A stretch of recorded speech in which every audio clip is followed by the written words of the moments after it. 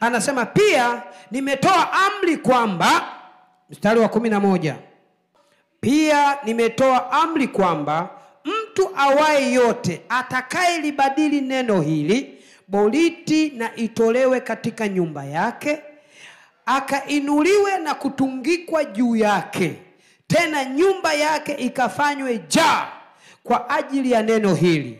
Na Mungu huyu aliyelifanya jina lake likae pale, na aangamize wafalme wote na watu wote watakaonyosha mikono yao kulibadili neno hili na kuiharibu nyumba hii ya Mungu iliyoko Yerusalemu. Mimi Dario nimetoa amri na ifanyike kwa bidii nyingi. Haleluya!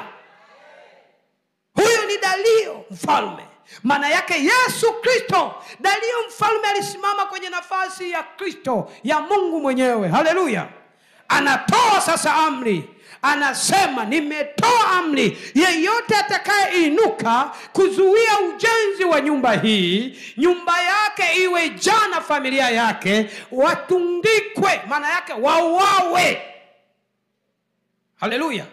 Mauti. Ndio maana nilisema jana, yeyote atakayenyosha mkono juu ya kanisa ili kuzuia ujenzi kwa namna yoyote, watapukutika vipande vipande. Haleluya!